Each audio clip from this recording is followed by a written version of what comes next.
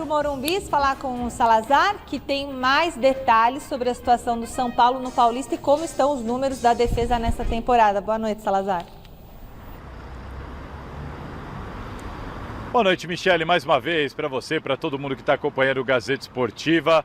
Olha só, hein? Quem diria, o São Paulo que passou boa parte dessa primeira fase aqui do Campeonato Paulista lutando contra o rebaixamento. Nessa penúltima rodada, pela primeira vez, entrou na zona de classificação, entrou no G8 e agora o torcedor precisa entender o seguinte: na última rodada, o São Paulo depende das próprias forças. Uma vitória em cima da Ponte Preta, já rebaixada no Moisés Lucarelli, garante o São Paulo na fase de mata-mata. Até com empate, o São Paulo pode conseguir essa classificação, mas aí vai depender do resultado de outros times que ainda podem ultrapassar o tricolor, mas uma situação muito mais confortável nesse sentido. Antes disso, tem jogo aqui no Morumbi, quarta-feira, às 9h30 da noite, pelo Campeonato Brasileiro contra o Grêmio. São Paulo que chega para esse jogo invicto no Brasileirão.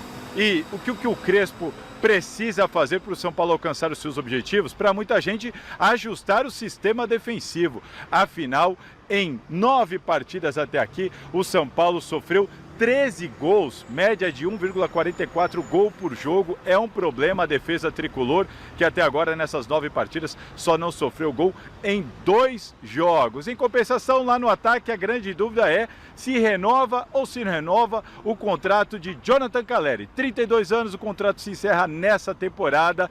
O Calleri quer ficar e a dúvida é: o São Paulo tem de oferecer essa renovação para ele ou não? Passo a bola para vocês, daqui a pouquinho eu volto com mais informações. Bom, vamos lá. Defesa do São Paulo é um problema, mas a pergunta que eu quero fazer é justamente essa sobre o Calleri. Você renovaria ou não com o Calleri? Depende do valor e o tempo de contrato. Porque o Calleri ainda está entregando, né? 32 aninhos. Mas é um jogador aí com 32 anos, é isso? 32 anos. Então não adianta você fazer um contrato muito longo, né? O Calleri está voltando de uma lesão, mas é um jogador que se dedica demais ao São Paulo. Se as partes chegarem a um acordo, acho que pelo nível do futebol ele ainda pode agregar, Alex. Eu renovaria por mais 1 até 2 anos. E a pergunta que tem que ser feita nesse momento é: tá bom, não renova com o Calleri, mas o São Paulo já tem um camisa 9 melhor que ele? Eu acho que não tem. Então, se ainda não tem, e a perspectiva maior para você ter um jogador que pode chegar perto de resolver os seus problemas ofensivos é continuar com o Calleri, que tem uma identificação muito grande com o torcedor, com o clube, gosta, e tem feito gols aí esse ano já. Ele voltou já fazendo gol. Então, gente, eu renovaria por mais um aninho, acho que um ano. Você pode até aumentar o valor da negociação para não renovar por 2 anos, porque ao final de mais um ano você vê em que estado está o jogador, né? O Lucas e também o Calleri falando dessa vitória, 2-1, saiu perdendo, estava jogando mal o São Paulo, não era o time titular, tinha alguns reservas, mas só conseguiu virar depois de enfiar a tropa de choque lá. Aí colocou o Lucas, aí colocou o Calleri, aí colocou o Marcos Antônio, e aí o time conseguiu virar. Talvez a boa notícia desse jogo, Arnaldo, além do fato de agora estar perto da classificação, é o Lucas, né? Acho que foi a melhor partida dele, sem discussão, desde que ele começou a temporada, jogando talvez uma posição mais confortável e aguentando jogar praticamente o jogo todo, um gramado totalmente encharcado, né? O jogo teve muita semelhança com o jogo da Portuguesa, né, que o São Paulo perdeu. O time mesclado num sistema mais ousado.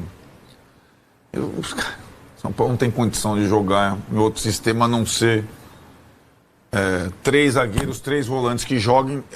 A principal dificuldade de São Paulo hoje é ter substitutos para o trio Bobadilha, Marcos Antônio e Danielzinho, que caiu com uma luva no time, né? A gente fica analisando jogos do Corinthians, do Palmeiras, fica até estranho, né? São Paulo não tem opção no meio de campo.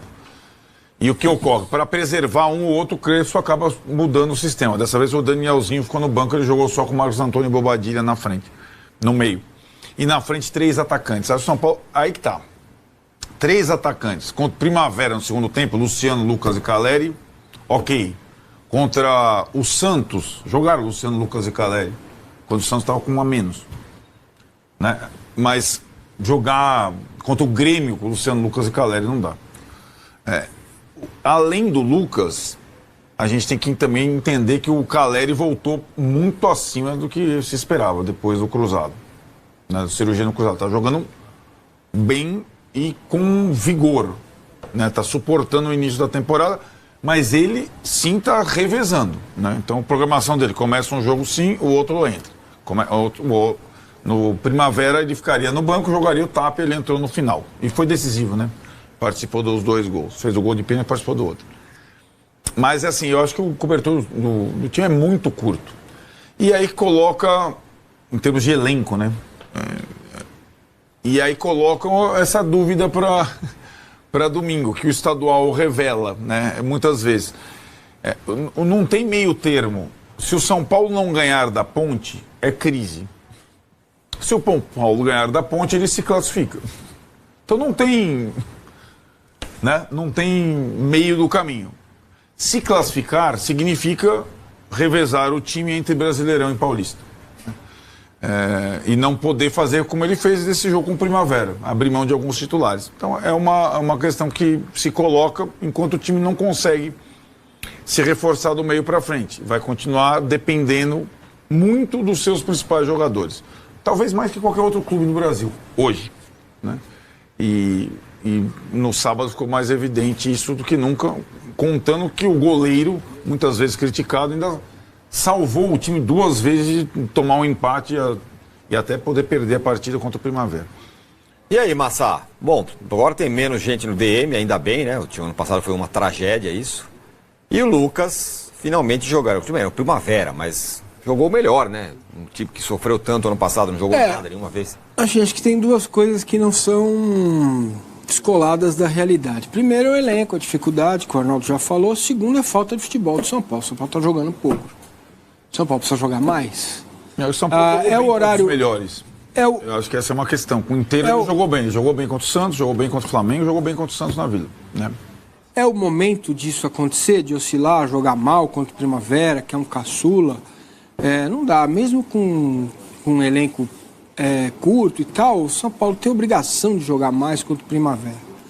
Essa é uma questão, para mim, que precisa ser observada. Senão vai ficar tudo no negócio do elenco. Não tem elenco, não tem jogador, tem que revezar, porque não dá, porque não sei o quê. Com tudo isso, na minha ótica, o São Paulo precisa jogar mais futebol, né? Porque a gente está, como você bem frisou, falando do Primavera. A notícia do Lucas é excepcional e o São Paulo tem que ganhar da Ponte Preta, porque não ganhar da Ponte Preta já rebaixada vai trazer sabores, sem dúvida, mas depois, cara, o olhar tem que ser o Campeonato Brasileiro. Se o São Paulo jogar contra o Guarani na próxima fase, se classifica, vai.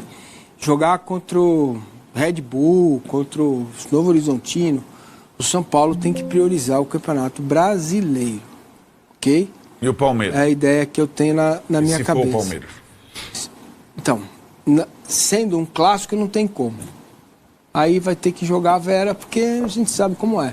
Eu, Paulo Massini, tenho o poder de decidir. Não vai ninguém. Qual é o jogo depois? Você que vê o jogo antes e o depois, né? Se o jogo depois for contra o Coritiba em casa, se for, né? Coritiba fora. Esse é o jogo? Então, é brasileiro. Palmeiras e São Paulo no Allianz Parque, esquece. Põe ninguém. Tá? Mas eu sou constante, eu sou constantemente eu sou constantemente vilipendiado, apedrejado, inclusive por Rodrigo Luiz Vessone, porque as coisas tinham que ser assim. Isso aí não tem importância, o que vale é o Campeonato Brasileiro e ponto final. Mas não é assim que funciona. O estadual vale pro São Paulo? Muito. E que você na sua casa tenha essa frieza de Paulo Massini nas decisões da sua vida, porque você vai para o Allianz Parque com o time reserva, lá toma uma ataca, a confusão que se arruma, tem 3 mil torcedores na porta do seu CT para esperar seu ônibus. As coisas não são assim, não dá para brincar. O Arnaldo falou da vitória e da derrota, eu olhei aqui, até o empate também derruba, porque vai ter muita gente para te ultrapassar. Não tem meio plano C. Ou você se classifica ou você passa a vestir. É isso. Ou ganha, porque senão alguém vai ultrapassar o São Paulo, porque o empate também não vai adiantar, mas para quem ganhar o jogo. Tem que ganhar. O empate também não vai dar.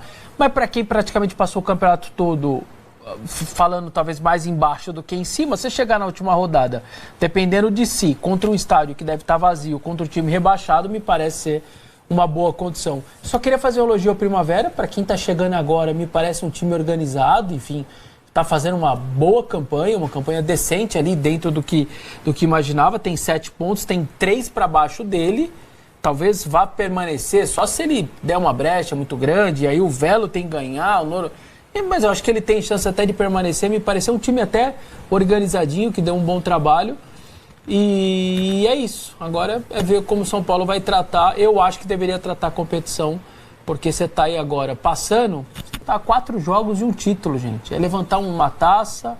Eu, sinceramente, eu não consigo ver outra... mas passa chegar o título. Torcida tricolor, São Paulo monitora o Alan do Moreirense, ex-Palmeiras, e avalia a camisa 10, né, enquanto define o futuro de Pedro Ferreira. Então, assim, é um jogador que é um meio-campista clássico, um futuro gênio, um cara que pode ajudar muito o São Paulo e uma grande oportunidade de mercado.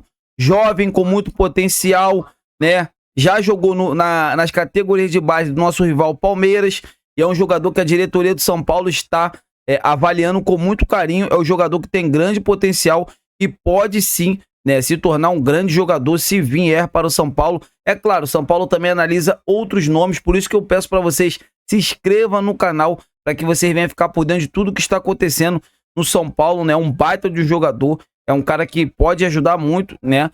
Então, assim, eu queria saber de vocês o que vocês acham sobre essa contratação. Deixa aqui nos comentários para a gente estar debatendo sobre esse grande assunto. E também quero falar que o São Paulo vem se preparando para enfrentar a equipe da Ponte Preta e só a vitória interessa. O técnico Crespo ali, né, com os jogadores, estão muito confiantes nessa vitória diante da equipe da Ponte Preta.